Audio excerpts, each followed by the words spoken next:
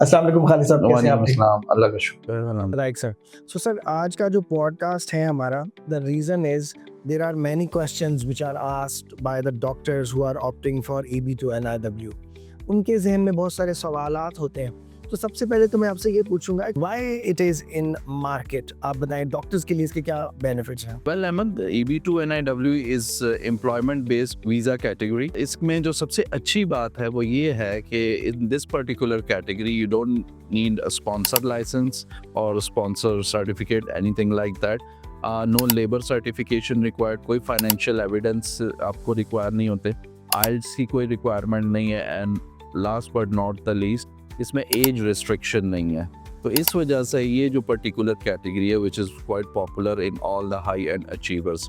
अब बात कर लेते हैं डॉक्टर्स की। वेल, डॉक्टर्स जो हैं उसमें अपनी क्वालिफिकेशन, एक्सपीरियंस और नेशनल लेवल कंट्रीब्यूशन के बेसिस के ऊपर यूएस गवर्नमेंट को ये बावर करवाते हैं कि they are going to contribute towards the society from their experience and education in each and everything. Well, अब बात कर लेते हैं USMLE की, क्योंकि हर डॉक्टर का पहला क्वेश्चन यही होता है कि आया उसके लिए इसकी क्या इम्पोर्टेंस है, राइट। क्या उसको करना चाहिए इनिशियली या नहीं करना चाहिए। तो इसके बारे में आप बताएं। राइट खालिद साहब, जो USMLE के प्रोसेस में बहुत सारे हर्डल्स हैं, उनमें से इनके स्टेप्स हैं, इनकी रोटेशंस हैं, इनकी मैचिंग है, और ये सारा कुछ करने के बाद भी US सिटीजनशिप का कोई प्रॉमिस नहीं है US की तरफ से। खालिद साहब, इसमें एक बहुत फंडामेंटल कंफ्यूजन है जो पाकिस्तानी डॉक्टर्स के जहन में रहता है कि USMLE के क्या बेनिफिट्स हैं और EB2 NIW के रास्ते से गुजरते हुए USMLE क्या बेनिफिट देगा? The reason is USMLE is basically a licensing process and EB2 NIW is in immigration. We will advise कि आप पहले अपनी इमिग्रेशन को सिक्योर करें और उसके बाद अपनी लाइसेंसिंग जो प्रोसेस है उसको लेटर ऑन सिक्योर करें, ताकि आपके पास एक बेस बनी हो। On the basis of that one आप वहाँ पर इजीली कम्यूट कर सकें, you can easily get the job over there, ठीक है, आपके सेटलमेंट में भी आसानी हो। then you should secure your USMLE licensing process, EB2 NIW first and USMLE उसके बाद इन द नेक्स्ट प्रोसेस। तो इसका बेसिकली लॉजिक क्या है, ताकि हमारे जो व्यूअर्स हैं वो इसको ज़्यादा अच्छे तरीके से अंडरस्टैंड कर सके, एंड आई होप सो कि नेक्स्ट टाइम उन पे क्वेश्चन ना हो। राइट खालिद साहब, मैं इसलिए ये जोर देता हूँ कि फर्स्ट आप EB2 NIW के पाथ को चूज़ करें, क्योंकि उनके डॉक्टर होने की वजह से, उनकी एजुकेशन एंड एक्सपीरियंस की वजह से उनके लिए उनकी इमिग्रेशन इजीली सिक्योर हो जाती है। And then after securing the green card and reaching in USA, they can easily pursue their paths to USMLE। Financial stress भी कम होगा, they can do that part time. USMLE के दौर में आपको काम करने की इजाज़त नहीं होती, फैमिली सिक्योर होगी, बच्चे, wife, they will be with you, और आप आसानी से बेटर LORs जनरेट करते हुए USMLE के बेस्ट कैंडिडेट बन सकते हैं और आपकी कामयाबी के चांसेस बहुत बढ़ जाते हैं। वेल, एक और क्वेश्चन है कि डॉक्टर्स हजरात टाइम को बहुत अंडर एस्टिमेट करते हैं दिस पर्टिकुलर कैट, क्योंकि अभी बात हो रही है EB2 NIW की एंड USMLE की, तो उसके हवाले से ज़रा बताइएगा कि USMLE में क्या टाइम फ्रेम रिक्वायर है, EB2 NIW का कितना टाइम रिक्वायर होता है? खालिद साहब, देखिए, USMLE करते हुए 1 से 2 साल स्टेप्स पे लग जाते हैं, और फिर मोर और लेस 1 साल आपके मैच पे लग जाता है, और कभी कभी 1 से 2 साल आपके रिपीट पे भी ज़ाया हो जाते हैं। अब आप अंदाज़ा लगा लीजिए कि 3 to 5 years अगर रेजिडेंसी के भी इसमें हम ऐड कर लें तो टोटल 5 से 7 साल का प्रोसेस है USMLE का। लेकिन इसके अगर आप कंपैरिजन करें EB2 NIW के साथ, EB2 NIW का वेटिंग टाइम तो सिर्फ 12 महीने का है। तो 12 महीने और कहाँ 7 साल, this is no brainer, easily understand किया जा सकता है किसी भी डॉक्टर से कि EB2 NIW का पाथ उनके लिए ज़्यादा बेनिफिशियल है। सो दैट मीन्स अगर हम इसको देखा जाए तो गाइडेंस की कमी है, लोगों को प्रॉपरली गाइड नहीं किया जाता, उनको ब्रीफ नहीं किया जाता कि which one is the perfect और the best way for them in order to secure their green card perfectly. तो अभी हम चलें बात करें कि USMLE की ऑन एवरेज क्या कॉस्ट आती है? कॉस्ट एक बहुत बड़ा मसला है, स्पेशली पाकिस्तानी होने के नाते। अब आप देख लीजिए इसमें एग्ज़ाम्स की कॉस्ट है, अकोमोडेशन की कॉस्ट है, ट्रैवल की कॉस्ट है, अगर रिपीट करना पड़ गया उसकी कॉस्ट है, एजेंसीज़ या कंसल्टेंसी की कॉस्ट है। So all together reaches up to 3.7 million.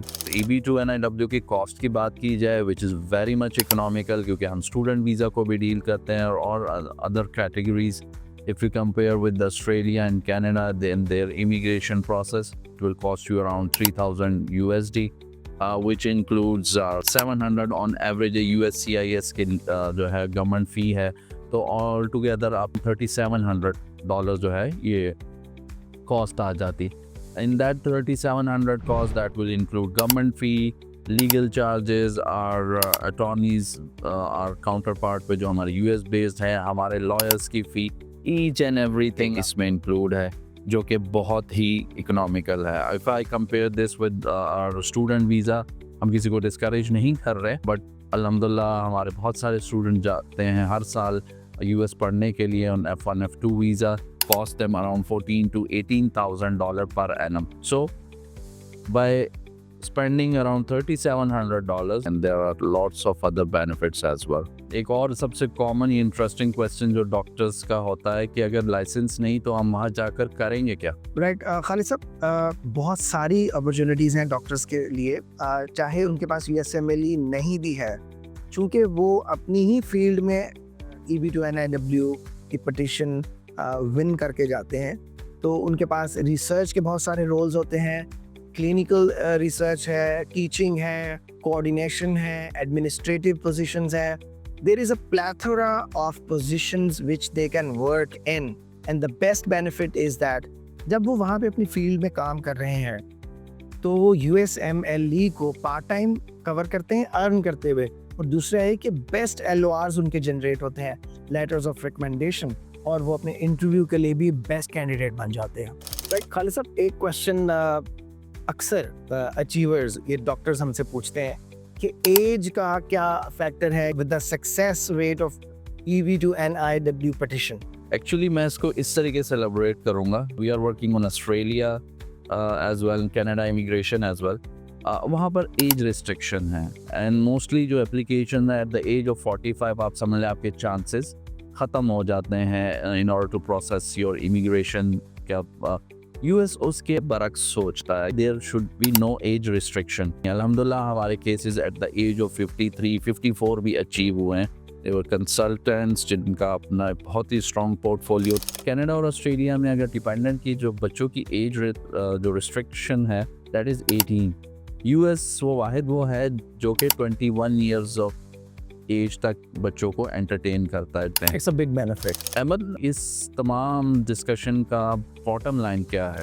Rather than going directly for USMLE and spending like 3.7 million and spending 7 years, it is a much better option कि आप EB2 NIW के रास्ते से अपनी profile को इस्तेमाल करते हुए विन करें, अपनी इमिग्रेशन को सिक्योर करें, और फिर आसानी के साथ USMLE के स्टेप्स को क्लियर करके वहाँ के लाइसेंस डॉक्टर बने, which is a very secure pathway. Thank you. Thank you so much, Ahmad.